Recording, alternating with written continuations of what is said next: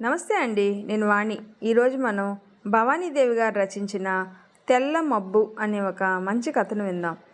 గుంటూరు బస్టాండ్లో చీరాల వెళ్లే బస్సు కదలడానికి సిద్ధంగా ఉంది. బస్సు ఎక్కి కిటికీ దగ్గర సీటు ఖాళీగా ఉండటం చూసి వెళ్ళి కూర్చుంది సుజాత. బస్ అంతా ఒక్కసారి కలే చూసింది. మరీ రష్గా లేదు, పర్వాలేదు. కండక్టర్ వచ్చి ఎక్కాడు. ఒక్కొక్క సీటు దగ్గరకు వెళ్ళి టికెట్ ఇవ్వటం ప్రారంభించాడు. టికెట్లు ఇవ్వడం పూర్తవుతూనే రైట్ కొట్టాడు కండక్టర్. బస్సు కదులుతోంది. అమ్మయ్య అనుకుంది సుజాత. హడావుడిగా ఒకతను పరిగెత్తుకుంటూ వచ్చి బస్సు ఎక్కేశాడు. అతను టికెట్ తీసుకొని సీటు వెతుక్కోవడంలో నిమగ్నమైనాడు. అతన్ని చూస్తున్న సుజాత కళ్ళు వెడల్పైనాయి. పదే పదే అతని కేసి చూస్తుంటే ఎవరైనా ఏమైనా అనుకుంటారేమోనని సంకోచంతో మధ్య మధ్య ఆగిపోతుంది. అతను ఒక్కసారి తన కేసు చూస్తే బాగుండు, చూడకపోతేనే మంచిది. సరిగ్గా అర్థం కాని ఒక ద్వైధీభావం ఆమెలో. సీటు కోసం వెతుకుతున్న అతని చూపులు ఆమెను చూడగానే సూర్యరశ్మి సోకిన కమలాలే అయినాయి. కళ్ళల్లో మెరుపులు నింపుకుంటూ బాగున్నారా అడిగాడు దగ్గరకొచ్చి. నవ్వుతూ తలూపింది సుజాత. ఎక్కడుంటున్నారు? ఆమె మెడలోని నల్లపూసల దండ మీద అతని చూపులు ఆగిపోయాయి. చీరల దగ్గరే. సుజాత మొహం ముగిలించుకుపోవటం అతని దృష్టిని దాటిపోలేదు. మీ వారు ఏం చేస్తుంటారు? మళ్ళీ అడిగాడు. సుజాతకి అతని వరసయం నచ్చలేదు. అయినా తనను తాను సంభాళించుకుంటూ చెప్పింది, స్కూల్ టీచర్. బస్సు ఏదో స్టేజీలో ఆగింది. సుజాతకి పక్కగా ఉన్న సీటు ఖాళీ అయింది. వెంటనే కూర్చున్నాడు రిలీఫ్గా.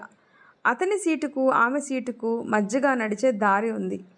అయినా సుజాతకు ఏదో తెలియని ఇబ్బందిగా ఉంది. 1-2 సార్లు ఓరకంట చూసింది. ఆమె ధ్యాసే లేనట్లుగా పక్కనున్న పల్లెటూరు ఆసామితో రాజకీయ చర్చకు దిగాడు అతను. మధ్యలో ఒకసారి హఠాత్తుగా ఇటు తిరిగి చూశాడు ఆమె కేసి. పిల్లలు ఎంతమంది? అడిగింది కుతూహలంగా. 2 చెప్పాడు గర్వంగా. మళ్ళీ సుజాతను అడిగాడు నవ్వుతూ. మీకు? లేరు అంది తలదించుకొని అపరాధిలా. సానుభూతిగా అతను చూసిన చూపులు సూదుల్లా గుచ్చుకుంటున్నట్లు అనిపించింది. మళ్ళీ సంభాషణ కొనసాగలేదు. అతను పక్క సీటు అతనితో మళ్ళీ కబుర్లలో పడ్డాడు. అతన్ని అలా ఆనందంగా సంతోషంగా చూస్తుంటే ఆమె మనసులో చెప్పలేని అసంతృప్తి వెల్తిగా ఉంది. ఎందుకో అతని మీద కోపం వస్తుంది. 4 ఏళ్ల కిందటి ప్రేమలాలస ఆమె హృదయాన్ని అగ్నిలా మండిస్తుంది. అతను కనిపించటం వల్ల మానని గాయం మరింత రేగుతుంది. ఆనాటి దృశ్యాలే దుమ్ము తుడిచిన అద్దంలా మరింత స్పష్టంగా కనిపిస్తున్నాయి. సుజాతది చీరాల దగ్గర ఒక పల్లె. తండ్రి కరణం కావటాన నలుగురికి ఆ కుటుంబం అంటే మర్యాద, మన్నన ఉన్నాయి. 4 అన్నుల తర్వాత ఆడపిల్లైన ఆమెని తండ్రి ఎంతో గారాబం చేశాడు. ఎలాగో 10వ తరగతి గట్టెక్కించిన సుజాతకి ఇక చదవాలన్న కోరికే లేదు. ఎంత చదువుకున్నా ఏం లాభం, ఓ అయ్య చేతిలో పెట్టాల్సిందేగా అనే తల్లి మాటలు బాగా జీర్ణం చేసుకుంది సుజాత. ఆ ఓ అయ్య కోసం సుజాత కన్నె మనసు ఊహల రెక్కలు విప్పుకొని తరచుగా కలల లోకంలోకి ప్రయాణం చేస్తూ ఉండేది. ఆ అమ్మాయి చూసిన సినిమాల్లో హీరో లాంటి భర్త కోసం ఈస్ట్మన్ కలలు కంటూ ఉండడమే వ్యాపకంగా మారింది. వెన్నెలాంటి కన్నె మనసును కరిగించే నిప్పులా అశోక్ పరిచయం అయ్యాడు. అశోక్ ఆ ఊరివాడే. అయినా చదువు కోసం చిన్నప్పటి నుంచి మేనమామ ఇంట్లో పెరగటం వల్ల ఊళ్ళో ఎవరికి అతనితో పరిచయం కాలేదు. ఇంజనీరింగ్ చదువు పూర్తి చేసి ఉద్యోగాన్వేషణలో ఉంటూ ఓసారి తన అన్నగారిని చూడాలని పల్లెకు వచ్చిన అశోక్ మంచినీళ్ళ బావి దగ్గర సుజాత అందాన్ని చూసి అప్రయత్నంగా మనసు పారేసుకున్నాడు. రోజు బావి దగ్గర ఫ్రెండ్స్తో మాట్లాడుతున్నట్టు నటిస్తూ గమనించేది సుజాతనే. అతను తననే చూస్తున్నాడని, తన గురించే మాట్లాడుతున్నాడని అర్థమవుతున్న కొద్దీ ఆమె అడుగులు తడబడుతున్నాయి. గుండె లయ పెరుగుతుంది. కళ్ళెత్తి చూడాలంటే బిడియం తెరలు దించుతుంది. ఆ రోజు బావి దగ్గర ఖాళీ లేక కాసేపు పక్కగా నిలబడి ఎదురు చూస్తూ ఉంది సుజాత. ఉన్న 4 గిలకల మీద నీళ్లు తోడుకుంటున్నారు. సుజాత యువతలే నిలబడి ఉంది. కానీ ఆమె వెనక వచ్చిన వాళ్ళు కూడా చొరవగా తాడు అందుకొని నీళ్లు నింపుకెళ్తున్నారు. పరధ్యానంగా ఉన్న సుజాత అలాగే నిలబడటం చూసి అశోక్ నవ్వుకున్నాడు. మీరిలా ఎంతసేపు నిలబడ్డా మా ఆదిలక్ష్మత్తయ్య తాడు అందించదు, రండి నేను తోడిస్తాను. అశోక్ మాటలకు ఉలిక్కిపడి కొద్దిగా సిగ్గుపడింది. అశోక్ సుజాత బిందెను నీళ్లతో నింపటం చూసి ఆడవాళ్ళంతా చోద్యంగా బుగ్గలు నొక్కుకున్నారు. కనీసం థ్యాంక్స్ కూడా చెప్పకుండా విశాల నేత్రాలతో ఓసారి చూసి వెళ్ళిపోయే ఆమెని ఆరాధనగా చూశాడు అతను. ఆ కళ్ళు అతని కలల లోగిళ్ళైనాయి. క్రమంగా సుజాత ఆలోచనల్లో కూడా అశోక్ చోటు చేసుకుంటున్నాడు. అతని మాట, చొరవ, ప్రేమ, అనురాగం ఆమెని వివసురాల్ని చేస్తోంది. సుజాత మంచినీళ్ల కోసం వెళ్ళినప్పుడల్లా ఆలస్యంగా తిరిగి రావటం తల్లికి అనుమానం కలిగించింది. సదాచార కుటుంబం కాబట్టి నీళ్లు స్వయంగానే తెచ్చుకోక తప్పదు. తాను అనారోగ్యవంతురాలు కాబట్టి కూతుర్ని పంపక తప్పటం లేదు. నీ పెద్ద జడ వల్ల పువ్వుకే అందం, మందార పువ్వు అందించాడు.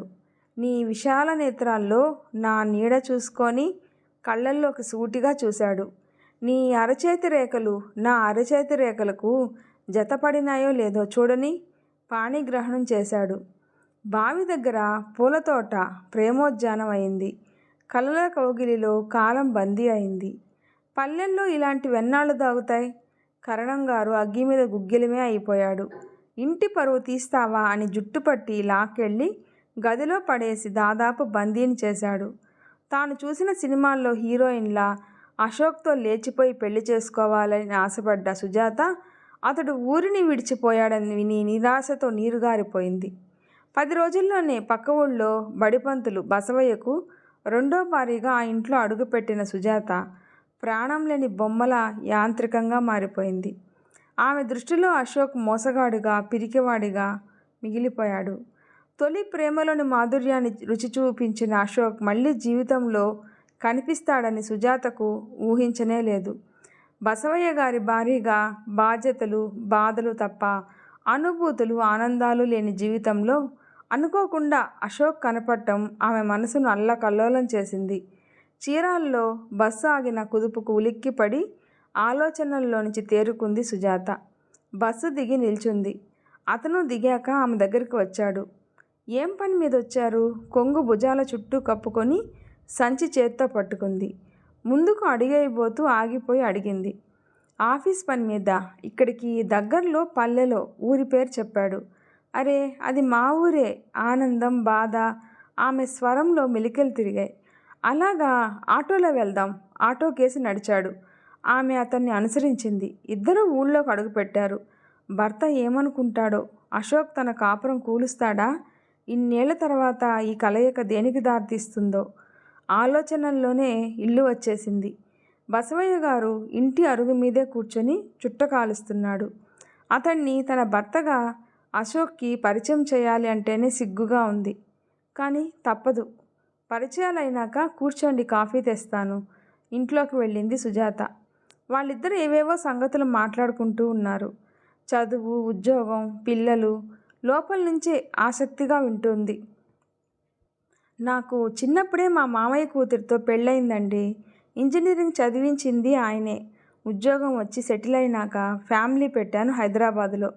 ఆ మాటలు శూలాల్లా గుచ్చుకుంటున్నాయి. ఎంత మోసం! తననొక పావులాగా వాడుకున్నాడు. అతని వల్లనే తొందరపడి నాన్న ఈ రెండో సంబంధం చేశాడు. కళ్ళల్లో నీళ్లు కాఫీ గ్లాసులో పడుతుంటే తల తిప్పుకుంది. మౌనంగా కాఫీ గ్లాసు బల్ల మీద పెట్టి లోపలికి వచ్చేసింది. మీరు పనైనాక భోజనానికి మా ఇంటికే రండి. అమాయకపు బసవయ్య ఆహ్వానం అది. వద్దండి, శ్రమ ఎందుకు, నేను 1 గంటలోనే వెళ్ళిపోతాను. సుజాత గారికి థ్యాంక్స్ చెప్పండి. మంచిదండి, ఇటువైపు వస్తే మా ఇంటికి తప్పకుండా రండి. వాళ్ళ ఊరి వాళ్ళు కనిపిస్తే సుజాతకెంతో ఆనందం. అశోక్ వెళ్తే గాని బయటికి రాలేదు సుజాత. అతగాడు ఏమనుకుంటాడు? కనీసం భోజనం చేసిపోమ్మని చెప్పొచ్చు కదా, మర్యాదకైనా అనవు. బసవయ్య మందలింపుగా అన్నాడు. మరేం పర్వాలేదు, అలాంటి వాళ్ళకి ఇదే మర్యాద. మీరు లోపలికి రండి, గాలి చల్లగా ఉంది. భర్త చేయి పట్టి లోపలికి తీసుకెళ్ళింది సుజాత. పెళ్ళయ్యాక తొలిసారి ప్రేమగా మాట్లాడిన భార్య స్పర్శకు బసవయ్య ఒళ్ళు పులకరించింది. తాను వచ్చిన పనిని పూర్తి చేసుకున్న తృప్తితో వెనక్కి తిరిగి వెళ్తున్న అశోక్ బలహీన హృదయంలో తట్టుకోలేనంత సంతోషం.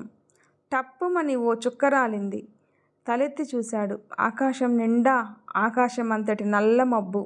విధి వేరు చేసిన సుజాతను మర్చిపోలేని దురదృష్టవంతుడు. ఉద్యోగం ఇంటర్వ్యూకి పిలుపు వచ్చి వెళ్ళాడు. తిరిగి వచ్చేసరికి ఆమె పరాయిదైపోయింది.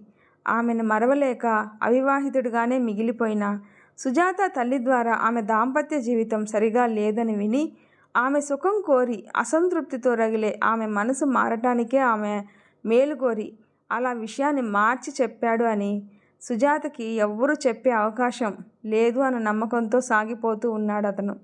వాన జల్లు మొదలైంది. వాన కురిపించి జగత్తుకు మేలు చేసి తేలికపడిన మనసుతో తేలిపోతూ ఉంది ఆ తెల్ల మబ్బు అతనిలాగే.